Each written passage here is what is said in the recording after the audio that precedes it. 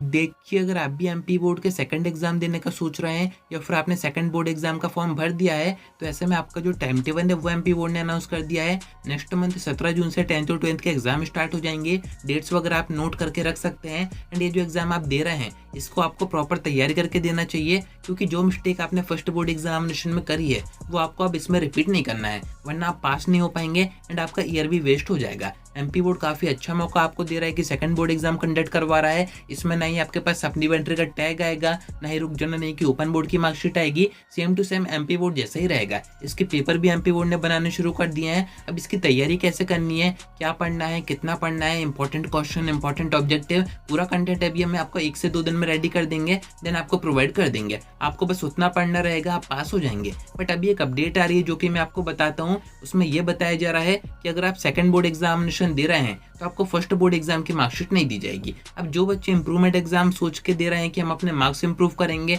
अगर फर्स्ट में उनके अच्छे आए थे, सेकंड में बाई चांस उनके नंबर और कम हो गए, तो ऐसे में आपको सेकंड की मार्कशीट दी जाएगी। तो इसमें तो आपका नुकसान ही हो रहा है। अभी क्या अपडेट है सब कुछ आपको आगे बताता हूँ, वीडियो में एंड तक बने रहिए। नए तो सब्सक्राइब जरूर से कर दीजिएगा, नोटिफिकेशन आइकन ऑन करके रखिएगा। एमपी बोर्ड एग्जामिनेशन की सारी अपडेट्स आप तक टाइम पर पहुंच जाएंगी। अब देखिए, फर्स्ट में आपको ये अपडेट दिखा देता हूँ। इसके हेडिंग में आपको साफ साफ बताया जा रहा है कि जो भी बच्चे सेकंड बोर्ड एग्जामिनेशन में बैठेंगे उनको फर्स्ट एग्जाम की मार्कशीट नहीं दी जाएगी। अब ऐसे में दो तरह के बच्चे हो सकते हैं। फर्स्ट तो वो जो कि इंप्रूवमेंट एग्जाम दे रहे हैं, जो कि अपने मार्क्स इंप्रूव करना चाहते हैं, उनके नंबर कम रह गए थे, परसेंटेज कम बने हैं, या तो उन्हें रिटोटन का फॉर्म भरा होगा, उसमें उनके नंबर नहीं बढ़ते हैं, तो फिर सेकंड बोर्ड एग्जाम देके वो अपने मार्क्स इंप्रूव करेंगे। जैसे कि कुछ बच्चों के 74 रह गए तो उनको 75 करने रहेंगे, क्योंकि 75 का क्राइटेरिया अब हर जगह हो गया है। सेकंड तरीके के बच्चे वो हो सकते हैं जो कि फेल हो गए हैं 1 या 2 सब्जेक्ट में या फिर 2 से ज्यादा सब्जेक्ट में, तो उनके पास तो कोई ऑप्शन नहीं है। फर्स्ट एग्जाम की मार्कशीट उनकी वैसे भी कोई काम की नहीं है, क्योंकि फेल की मार्कशीट आती है। आपको सेकंड एग्जाम देना है, उसमें अगर आप पास होंगे तो फिर आपकी पास की मार्कशीट आएगी। अब देखिए, मार्कशीट में डिफरेंसेस क्यों आ रहे हैं, क्योंकि जो बच्चे इंप्रूवमेंट एग्जाम समझ के देंगे एग्जाम, अगर उनके फर्स्ट एग्जाम में अपन ऐसा मान रहे हैं कि 75% आ गए थे,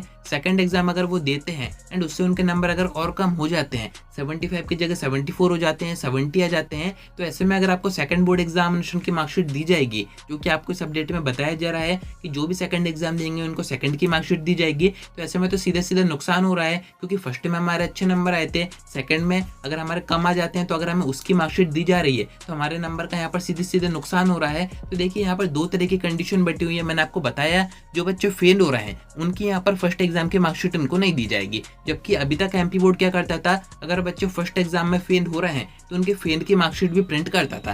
पर अब से सारी चीजें बचाई जाएंगी, पेपर बचाया जाएगा, मेहनत बचाई जाएगी। जो बच्चे भी फेल हो गए हैं उनकी फर्स्ट एग्जाम की मार्कशीट बनेगी नहीं, यानी कि वहाँ पर टाइम भी बच रहा है, रिसोर्सेज भी बच रहे हैं। बाकी जो बच्चे सेकंड एग्जाम पास होने के बाद दे रहे हैं, जिनको अपने मार्क्स इंप्रूव करने हैं, जो कि परसेंटेज इंप्रूव करने के चक्कर में सेकंड एग्जाम दे रहे हैं, उनकी यहाँ पर दोनों मार्कशीट बनेगी। अब दोनों कैसे बनेगी, अब वो आपकी बनेगी सेकंड एग्जाम के बाद। अगर आपके सेकंड एग्जाम में फर्स्ट एग्जाम से ज्यादा मार्क्स आते हैं तो फिर आपके मार्क्स अपडेट कर दिए जाएंगे, यानी कि कम नंबर को बढ़ा दिया जाएगा। फर्स्ट में कम आए थे, सेकंड में ज्यादा आए, तो वो तो जेन्युइन रीजन है कि आपके नंबर बढ़ा के फिर आपकी मार्कशीट प्रिंट होनी है।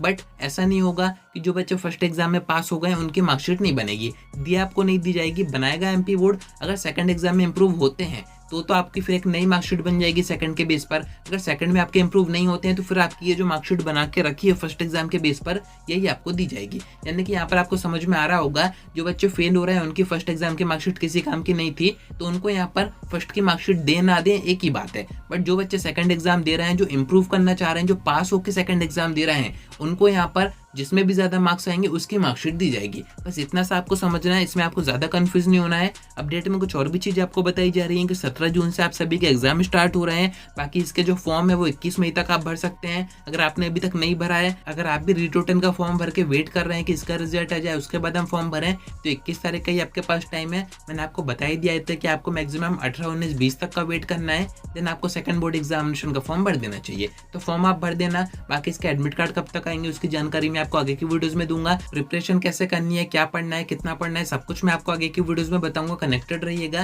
बाकी मार्कशीट का ये जो कंफ्यूजन था वो मैंने आपका दूर कर ही दिया है। आपको कोई डाउट है आप कमेंट करके पूछ ही सकते हैं, या फिर आप डायरेक्ट मुझसे इंस्टाग्राम पर डीएम करके बात भी कर सकते हैं।